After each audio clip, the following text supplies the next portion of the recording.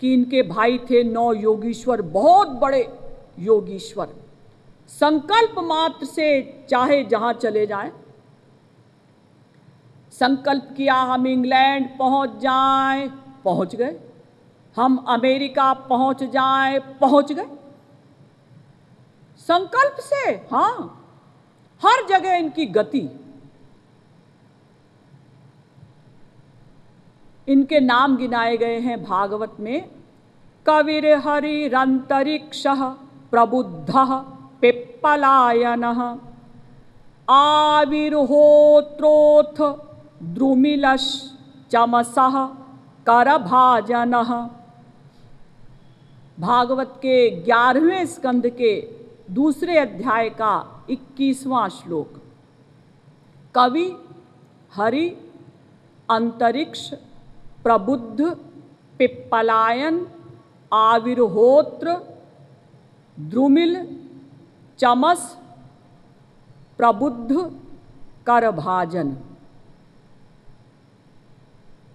तो एक बार विदेह निमि यज्ञ करवा रहे थे। जैसे हमारे यहाँ जनक परमहंस हुए ना विदेह, ऐसे ही राजा निमि हुए विदेह, जिन्हें देह की कोई फीलिंग नहीं होती थी। तो इन 9 योगीश्वरों ने सोचा कि चलो हम भी उनके यज्ञ में चलते हैं। अब ये 9 योगीश्वर जब वहां पहुंचे तो राजा निमि बहुत प्रसन्न हुए कि अरे, बिना बुलाए और 9 पूर्ण महापुरुष हमारे यज्ञ में आए हैं। तो राजा निमि ने हाथ जोड़कर कहा, दुर्लभो मानुषो देहो देहिनाम क्षणभंगुरः तत्रापि दुर्लभम मन्ये वैकुंठ प्रिय दर्शनम। भागवत के 11वें स्कंद के दूसरे अध्याय का 29वां श्लोक। महाराज, दुर्लभो मानुषो देहो, एक तो ये मनुष्य शरीर मिलना ही इतना कठिन है कि अनंत जीवों में इन्हें गिनों को ये मनुष्य शरीर मिलता है।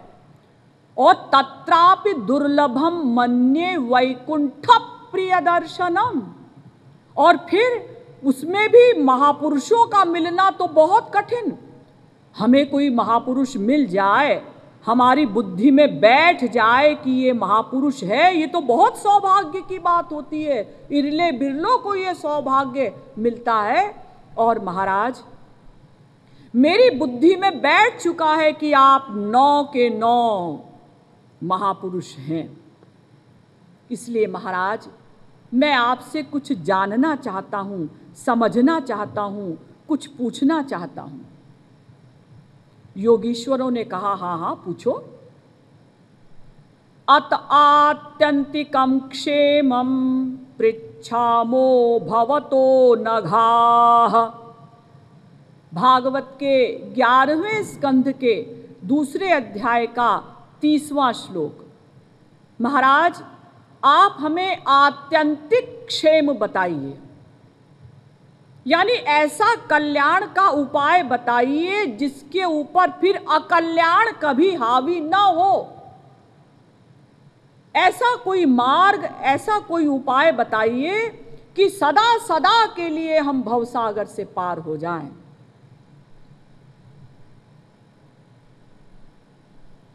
धर्मान भागवतान ब्रूत यदि नः श्रुतये क्षमं यैः प्रसन्नः प्रपन्नाय दास्यत्यात्मानमप्यजः। भागवत के 11वें स्कंध के दूसरे अध्याय का 31वां श्लोक। महाराज, राजा निमि कह रहे हैं, धर्मान भागवतान ब्रूत, मुझे भागवत धर्म सुनाइए, बताइए। यदि नः श्रुतये क्षमम, यदि मैं सुनने का अधिकारी हूं तो। यैः प्रसन्नः प्रपन्नाय, यदि वास्तव में आप मुझसे प्रसन्न हैं और जिनकी कृपा से फिर भगवान भी प्रसन्न हो जाते हैं, तो महाराज आप ऐसा कोई मुझे भागवत धर्म बताइए। भागवत धर्म किसे कहते हैं? भक्त, भक्ति, भगवान, इसके विषय में जो कुछ बताया जाता है वो कहलाता है भागवत धर्म। तो महाराज मुझे भागवत धर्म सुनाइए। तो पहले जो योगीश्वर हैं कवि, उन्होंने बहुत सुंदर इस प्रश्न का उत्तर दिया। हमारे महाराज जी कहते हैं कि पूरी भागवत में सबसे अधिक पसंद है महाराज जी को यही श्लोक। भागवत में 18,000 श्लोक हैं और एक मूल जगत गुरु को, एक महापुरुष को सबसे अधिक पसंद है तो वास्तव में इंपॉर्टेंट होगा। वो क्या श्लोक? भयं द्वितीयाभिनिवेशतः स्यादीशादपेतस्य विपर्ययोः स्मृतिः तन्मायया तो बुध आभजेत् तं भक्त्यैकयेशं गुरुदेवतात्मा। भागवत के 11वें स्कंध के दूसरे अध्याय का 37वां श्लोक। कवि नाम के योगीश्वर कहते हैं कि निमि, ये जीव अनादिकाल से भगवान से विमुख है। एक दिन विमुख हुआ ऐसा नहीं, अनादिकाल से ये भगवान से विमुख है और इसीलिए ये अपने को शरीर मानने लगा है, अपने को आत्मा नहीं मानता। और इसीलिए माया के विकार इसके ऊपर हावी हो गए। त्रिगुण, त्रिकर्म, त्रिदोष, पंचक्लेश, पंचकोश, जितनी माया की बीमारियां हैं उन्होंने इसके ऊपर अड्डा जमा रखा है सदा से। एक दिन अड्डा जमाया नहीं, सदा से ये जीव भगवान से विमुख है तो सदा से माया ने इस जीव पर अधिकार कर रखा है। तो इसका इलाज क्या है? हमें जब कोई बीमारी होती है तो उसका कारण अगर पता लग जाए कि इस बीमारी का रीजन क्या है तो वहीं से अपना उसको काट दिया जाए। जितने भी डॉक्टर्स हैं, वैद्य हैं, आपसे पूछते हैं ना आपको क्या क्या तकलीफ है, आप क्या खाते हैं, कब सोते हैं, क्योंकि वो कारण ढूंढना चाहते हैं कि इस बीमारी का रीजन क्या है। तो अगर रोग का कारण पता चल जाए वहीं से काट दो तो रोग समाप्त। तो ये जो जीव विमुख है इसका इलाज कैसे हो सकता है? सन्मुख हो जाए बस। अगर ये जीव गुरु के सन्मुख हो जाए, भयं द्वितीयाभिनिवेशतः स्यादीशादपेतस्य विपर्ययोः स्मृतिः। चूंकि ये जीव सदा से विमुख है तो अपने को शरीर मानने लगा, यानी बुद्धि में विपर्य हो गया,